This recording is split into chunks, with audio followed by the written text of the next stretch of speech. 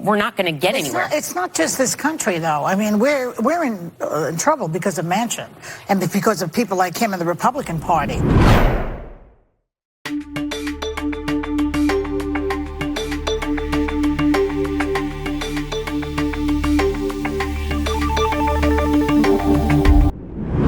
People that are freaked out. We've got too much dirty money in D.C. because the energy companies are paying out in big ways. We know that Senator Manchin has received a ton of money. He comes from West Virginia. That happens to be a coal-producing state.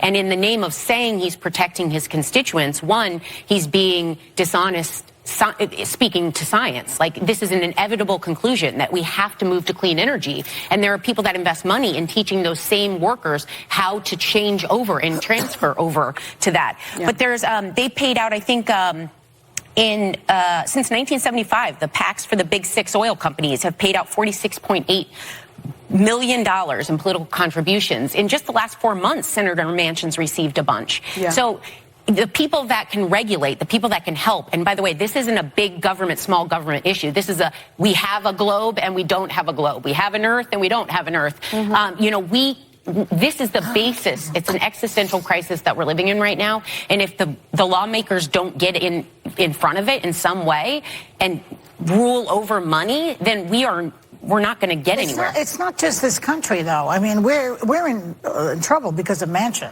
and because of people like him in the Republican Party. I mean, the guy... We have more control here, though, than other places. I mean, the guy, just to the point of Manchin is citing inflation, right, Lindsay? Yes. Okay, as the reason he doesn't want higher taxes and he doesn't want that money circulating for climate change.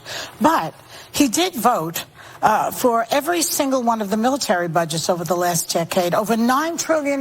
He voted for that. So when it comes to the military budget, inflation goes out the window as far as Manchin and the Republican Party are concerned. But let me just finish this one point, to not take it just on the United States, because this guy Bolsonaro in Brazil is a monster. Yes. He's a monster. He's the man that cut down the rainforest. 18,000 square miles of the Brazilian rainforests were destroyed in his first 2 years as president. Yes. The rainforest is very crucial to the climate in this world.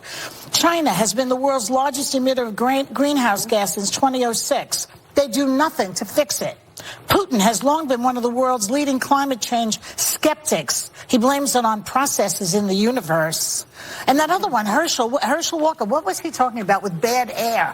What are they talking about? I feel as though the world is on a suicide mission, with climate change. And between the guns and the climate, we are in trouble. It's money. People have their heads in the sand. Money all over the place. But the money is about now. We're talking about our children now. And I'm happy that there has been growth on this. I think if you think about years ago, maybe the Republican Party 40 years ago has been like no to climate change. There's even been some climate deniers, unfortunately, in the party. Now, if you look at Gen Z and millennial Republicans, there are many people that agree climate change is something that they're voting on. It's a serious issue. And so I think that the entire party is not a monolith. And when you talk about Joe Manchin, it's problematic that his pockets are lined. But some of the issues that he has problems with, like what you alluded to, Sarah, is that people need to continue working. I mean, I grew up, and I'm with my partner that is in Beaumont, Texas, right? And so he has an entire family that focused on the oil industry and refineries there, and that was a path to successful financial freedom for them. Yeah, but green energy... I know, but we're not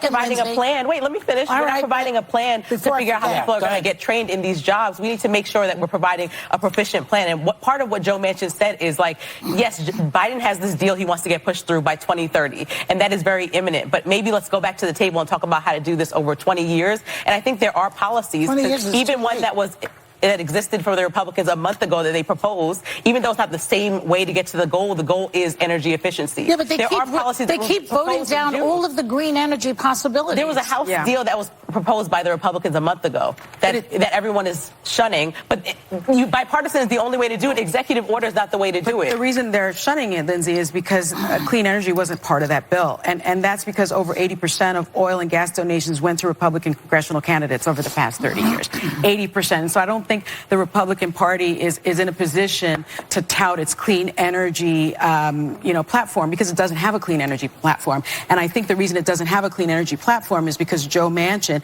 is in the pockets of the coal industry. And the position of power, too. And he's the position of power Some is, of it, really quick, that Republican bill, some of it was talking about how water energy can help. By the fast-moving water, we can help build energy that way. So there are initiatives but it didn't have included any in there energy. as well. No, there but were. let me finish this point. Okay. The thing is with Joe Manchin, I believe he is and correct me if I'm wrong, West Virginia, he's the chairman of the Senate Energy and Natural Resources Committee.